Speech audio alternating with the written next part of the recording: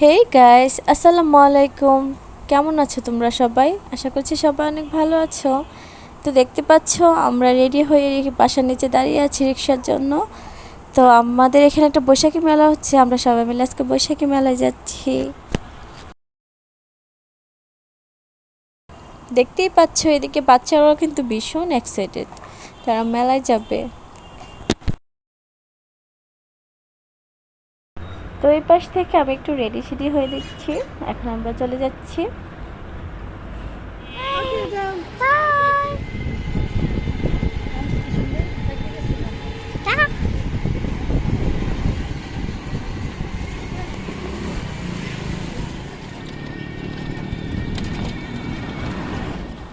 তো এদিকে আজকের ওয়েদারটা এত সুন্দর ছিল, সারাদিন অনেক গরম ছিল। তো বিকেলের দিকে যখন একটু ঠান্ডা ঠান্ডা বাতাস আসতেছিল তো ভীষণ ভালো লাগতেছিল। তো এই যে আমরা মেলায় চলে আসলাম, আসার পর দেখলাম যে মেলাটা তেমন বড় না।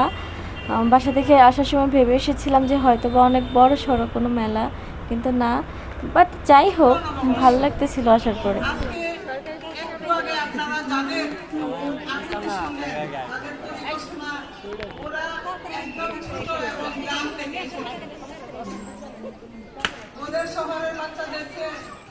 তো মেলাতে মোটামুটি ভালো জিনিসপত্রের স্টল ছিল, তো আমরা এখন ঘুরে ঘুরে দেখছি যে আসলে কি নেওয়া যায়। তো এই পাশ থেকে একটা মঞ্চ অ্যারেঞ্জ করা হয়েছে, সেখানে আপনার বিভিন্ন বাচ্চারা কবিতা আবৃত্তি করছে, নাচ করছে, তারপর গান গাচ্ছে, সব মিলে ভালোই লাগছিল। তো এখানে নাকি রাত্রেবেলা আরও বেশি জমজমাট অনুষ্ঠান হয়, বাট আমরা তো রাত্রেবেলা আসতে পারবো না। তো শুনছি আশেপাশে ওরা বলতেছে যে রাতের বেলা নাকি অনেক শিল্পী হায়ার করা হয়, ওরা এসে গান গায়, অনেক মজা হয়।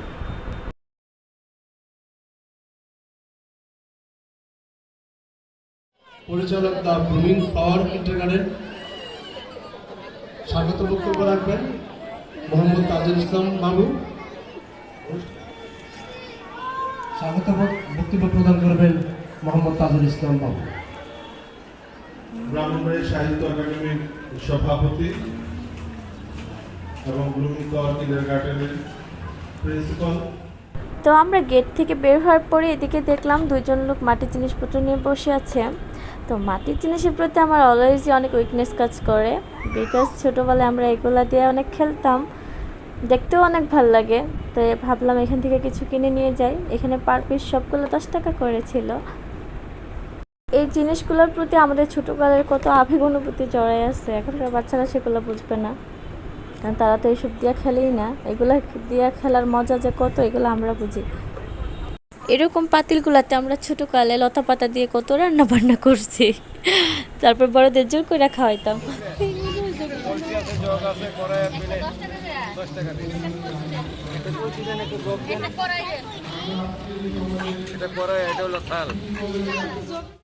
তো মেলা থেকে হালকা পাতলা কিছু শপিং করে দেন আমরা আমাদের বাসার কাছে একটা পার্ক ছিল, ওই পার্কটাতে আসছি। আজকে ওয়েদার ভালো, তাই ভাবলাম এখানেও কিছুটা সময় কাটিয়ে যায়, বাচ্চারা একটু খেলাধুলা করুক। আমরা এখানে কি একটা টপিক নিয়ে যেন অনেক হাসাহাসি করতেছিলাম, বাট ভুলে গেছি এখন সেটা কি ছিল।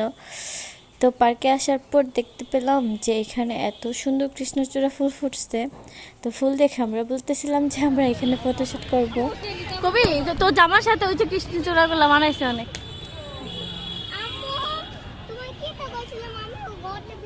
আর এদিকে তোমরা কি দেখতে পাচ্ছ কৃষ্ণচূড়া ফুলগুলো কত সুন্দর লাগছে। তো আমি লাস্ট ইয়ারই একটা শাড়ি মেক করছিলাম যে কৃষ্ণচূড়ার সাথে ছবি তুলব। তো শাড়িটা পরে একদিন ছবি তুলব এখানে। আর এদিকে একটা পেটুক টেডি বিয়ার, মানে ও আসার পরে বাচ্চারা এত খুশি হচ্ছিল, সবার পিছে পিছে ঘুরতেছিল, আর সেও খুব দুষ্ট ছিল। তো সামনে যে ঘরের মতো স্টেজটা, আমরা এখন সেখানে একটু বসবো। আর এদিকে দেখতে পাচ্ছ যে টেডিটা ভীষণ দুষ্টামি করতেছে, আর এদিকে আয়ান সিমরান তো ভীষণ মজা পাচ্ছে। তো এই জন্য আমার বোন মানে টেডিটাকে ডাকতেছিল ওদের কাছে আসার জন্য, কিন্তু আমি না করতেছিলাম কারণ ও বেশিই দুষ্ট একটু। দেখো কি করে।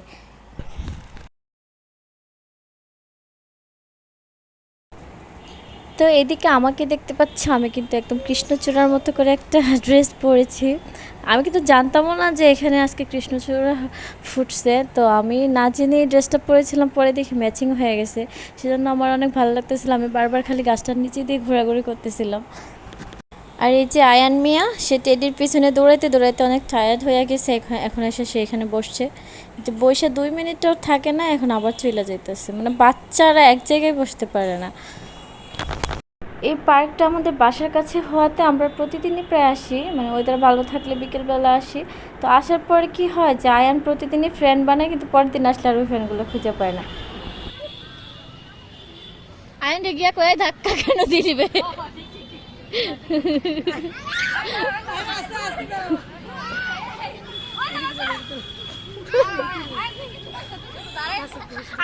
তো এদিকে আমার বোন একটা ফানি কন্টেন্ট মেক করার জন্য বাচ্চাদেরকে জোরাজুরি করতেছিল। তো ওরা তো আর ওইগুলো বুঝে না, পারেও না। তো ওরা বারবার দৌড়ায় পড়া যাইতেছিল, ও আবার দৌড়ায় দৌড়ায় ওদেরকে খুঁজে আনতেছিল। জিনিসটা এত ফানি ছিল যে আমরা এক একজন হাসতে হাসতে একদম আমাদের অবস্থা খারাপ হয়ে গেছিল। তো অবশেষে কিন্তু আমার বোন ব্যর্থ হয়েছে, মানে কারোরই রাজি করাতে পারে না। আর রাজি করাবে কি, ওরা তো পারেই না, কি রাজি হবে।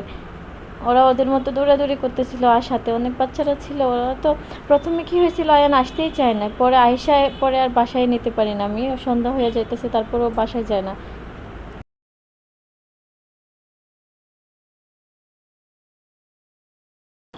তো অবশেষে আমার বোনের সেই ফানি কন্টেন্ট আর মেক হইল না, কারণ সে কারোরই রাজি করাইতে পারে না, আর ওরা পারেও না।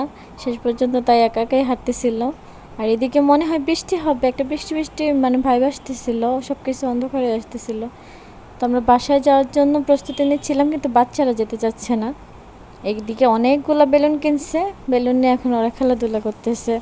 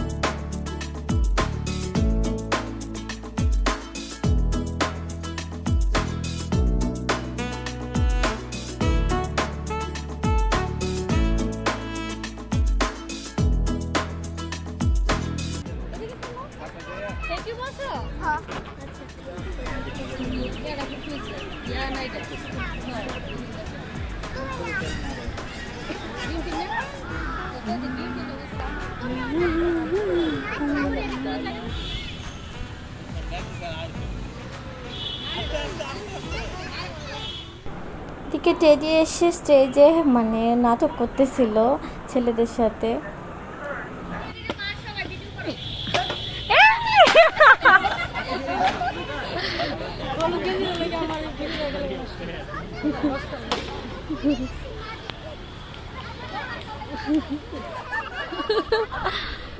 তো যাই হোক, সারা বিকাল আজকে অনেক মজা করেছি আলহামদুলিল্লাহ। তো আমরা এখন বাসায় চলে যাচ্ছি, কারণ বৃষ্টি